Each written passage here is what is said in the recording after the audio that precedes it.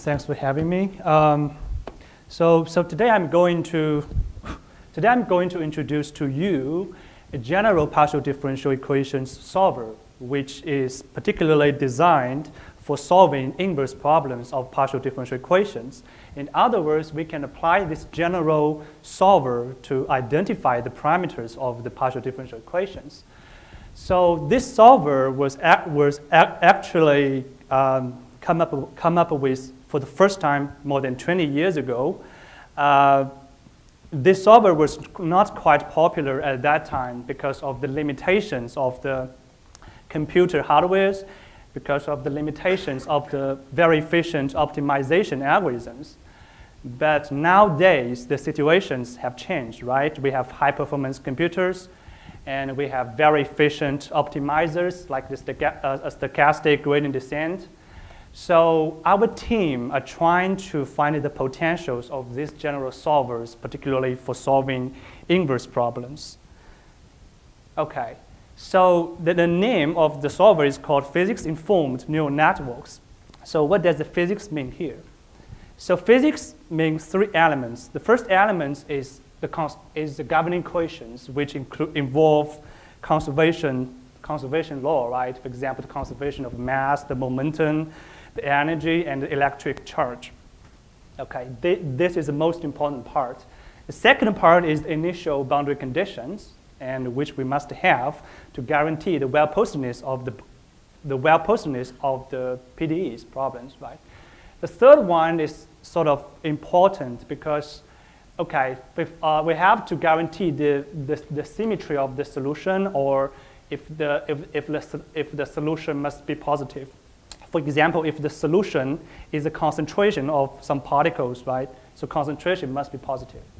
And symmetry, for example, if we consider solid mechanics problem and we try to understand the response of elastic solid body on the load, if the load is performed symmetrically, the corresponding stress field and displaced field must be symmetric. So we incorporate all these three elements into the loss functions of neural networks. Okay, so the cornerstone for the solver is deep neural network. So why do we choose neural network? Because a deep neural network is a universal function approximator. We can use it to approximate almost all the function as long as the function is continuous. Okay, so here UNN is a neural network, and X is its input. We parameterize this neural network with a collection of parameters, both theta. Okay, so we use this neural network to approximate some target function u of x. So the input x here can be time-space coordinates. Okay, so we try to minimize this loss function. But if we only stay in this stage, we only play around with the black box approximation. Here, there's no physics. Okay, when it comes to solving partial differential equation or ODEs, and if U is a solution to the equations, and now we try something different. Okay, so we add another term in the loss function, in which involves L. The capital L is an operator, particularly it's a differential operators in the governing equations.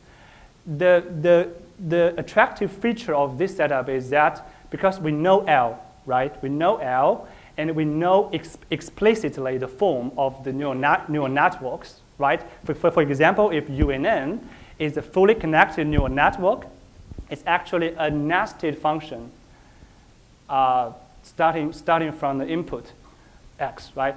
So we can calculate L of the UNN analytically by using automatical differentiation, which is provided in some software package like TensorFlow, So by involving this term, we involve the physics. Okay, so now I'll give you an example, very simple.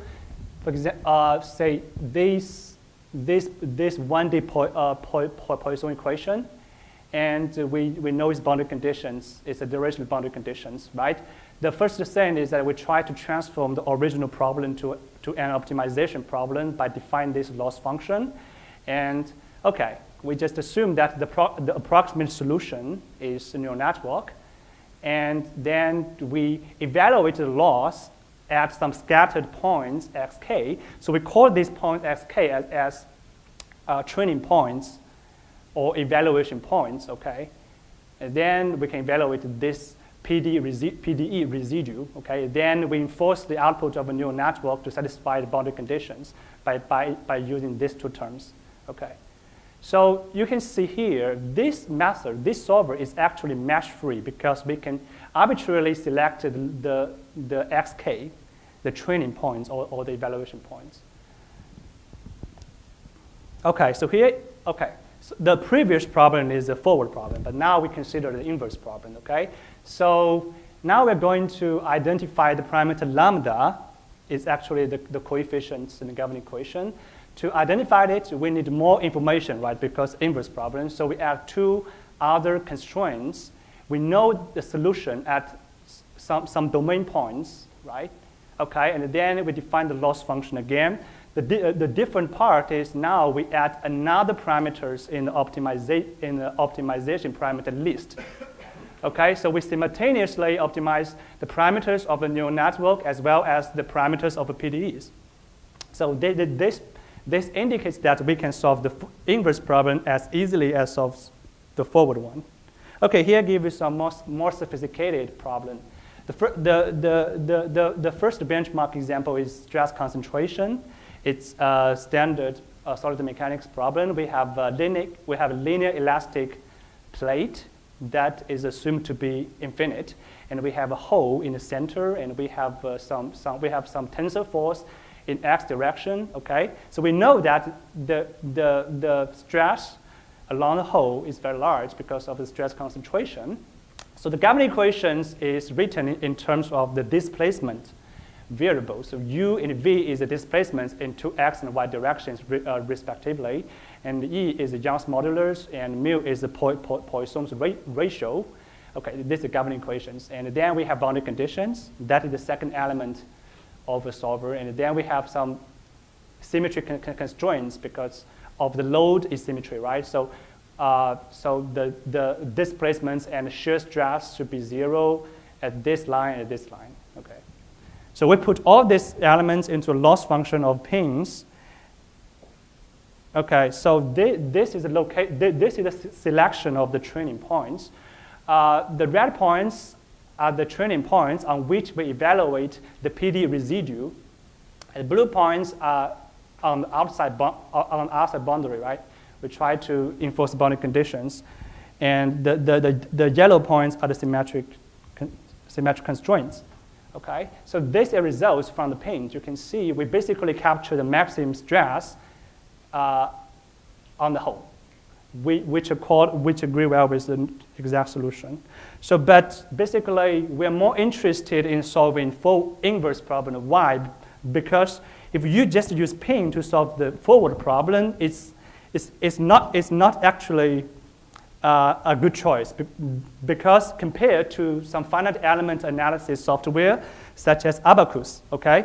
So if we solve this forward problem by using Abaqus, we can solve it in a couple of seconds, okay? But if we solve it by using pings, we may need a couple of minutes, even 1 hour. Why? Because we are solving a high-dimensional optimization problem. We need a large number of iterations to find the local minimum of the objective function. So I'm not recommending you to solve the forward problem by using pings, but instead, when it comes to inverse problem, we can do it. So for inverse problem, we have more information about the stress and displacement fields. So on the blackboard, we place some sensors on which we can measure the stress and displacement, okay? So, okay, our objective is to identify the Young's modulus, the Poisson ratio, and the radius of the hole. So these results, you can see that the solver can identify these parameters very well. So this is our ongoing project. That is, we're going to find some defects. I mean, you find some cracks in some material, okay? So for example, we have 3 cracks, and we place some sensor randomly in the body of the material, and then we, okay. And then we try to identify the location and the size of the cracks. Okay, so here's another example when we use this solver to solve Navier-Stokes equations. Actually, we have a system of equations. So this is the Navier-Stokes equations, and this is the transport equations. So C is a concentration of some passive scalar, and UV is a velocity, or velocity of the flow. P is the pressure. Here, D is some auxiliary variables that can help us accelerate the training process. So D actually equals 1 minus C. So all these quantities are dimensionless. That is, we normalize it. Okay, so here is the architecture of the fully connected neural network. The input of the neural network is the time-space coordinates. And the output is the quantities, this physical quantities of our interest, okay? And then we first substituted these quantities into the governing equations, and then we got the PD residues. We have 6 PD residues, and then we put, and then, okay, so this is the inverse problems. The information we have is a concentration. We know the concentration, okay? But we don't know the velocity field. We don't know the pressure field. So our goal is try to recover the velocity and the pressure field from the known concentration field, okay? So this is observation for the concentration. This is auxiliary variables, and this is the PD residues, which involves the physical information in the governing equations. So here is the new, okay. So this is a concentration field. So we only consider this flower domain. So we know the concentration in this flower. So we want to identify the velocity and pressure field in this flower domain. So this exact concentration learned, exact velocity and learned, exact pressure and learned. Okay, so thoughts on the pinch is that, you know, so why do we consider deep neural network? Because it's high expressivity to approximate any continuous function. Even the function have some sharp variation. The second is that we can incorporate any information at hand into the loss function. The third is that it's good to solve the inverse problem, even we have some noise, okay? So if we have some noise, we can do regularization, and we can also try active learning, which that is we can adaptively select the training points. Depends on the uncertainty quantification. Also, we can tune the architecture of the neural network in the context of the math learning. And the last is that because we transform the original problem to a high-dimensional non-convex optimization problem, so eventually the optimization error will dominate. So here's some other work from Professor George Kanadakis' group. Multi-fidelity, that is we can use multi-fidelity training data points. The fractional pin, that is if the governing equation not only involve derivative but also involve integral, and S-pin solid mechanics. And M-pin is pins for non-local continuum mechanics. So here's some references from our team. Yeah, that's all. Thank you.